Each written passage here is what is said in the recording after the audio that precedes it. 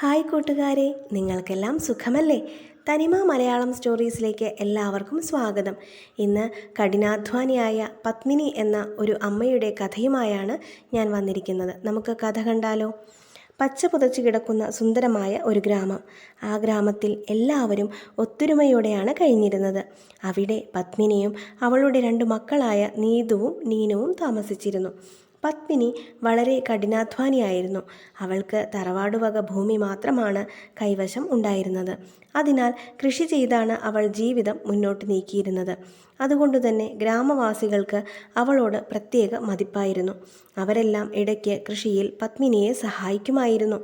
അമ്മയുടെ കഷ്ടപ്പാട് കണ്ട് 2 മക്കളും അവർക്ക് സമയം കിട്ടുമ്പോൾ അമ്മയെ കൃഷിയിൽ സഹായിക്കും.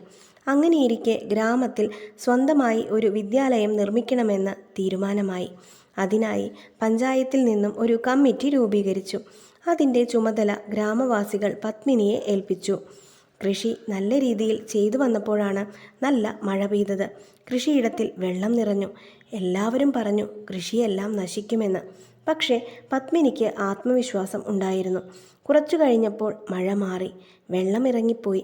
ആ വർഷത്തെ ഏറ്റവും നല്ല കർഷകയ്ക്കുള്ള അവാർഡ് പത്മിനിക്കായിരുന്നു. പത്മിനിയുടെ പ്രവർത്തനം കണ്ട് അവിടുത്തെ ഉയർന്ന പോലീസ് ഉദ്യോഗസ്ഥർ പത്മിനിയെ അഭിനന്ദിച്ചു. പത്മിനിയുടെ രാപ്പകലില്ലാത്ത പരിശ്രമത്തിൻ്റെ ഫലമായി ഗ്രാമത്തിൽ വിദ്യാലയത്തിൻ്റെ നിർമ്മാണം തുടങ്ങി. അത് പെട്ടെന്ന് തന്നെ പൂർത്തിയായി. പത്മിനി അവളുടെ മക്കളെ പഠിപ്പിച്ചു. വർഷങ്ങൾ കഴിഞ്ഞു. ഗ്രാമത്തിൽ ഒരുപാട് മാറ്റങ്ങൾ വന്നു. പത്മിനിയുടെ മക്കൾ നല്ല നേട്ടങ്ങൾ കൈവരിച്ചു. ഗ്രാമത്തിൽ എല്ലാവരും ചേർന്ന് നീതുവിനും നീനുവിനും ആദരവ് നൽകി. ഇപ്പോൾ പത്മിനി നല്ല സന്തോഷവതിയാണ്. അവൾ ഉമ്മറപ്പടിയിലിരുന്ന് കുട്ടികൾ കളിക്കുന്നത് കണ്ടുകൊണ്ടിരുന്നു. അവൾക്ക് മനസ്സിൽ നല്ല സന്തോഷം തോന്നി. തൻ്റെ അധ്വാനത്തിൻ്റെ ഫലം തനിക്ക് ലഭിച്ചുവല്ലോ എന്നോർത്ത് അവൾ സന്തോഷിച്ചു. നിങ്ങൾക്ക് ഈ കഥ ഇഷ്ടപ്പെട്ടോ കൂട്ടുകാരെ? ഇഷ്ടപ്പെട്ടുവെങ്കിൽ ലൈക്ക് ചെയ്യാനും ഷെയർ ചെയ്യാനും സബ്സ്ക്രൈബ് ചെയ്യാനും മറക്കരുതേ. കൂടാതെ നിങ്ങളുടെ അഭിപ്രായങ്ങൾ കമൻറ്റ് ചെയ്യണേ.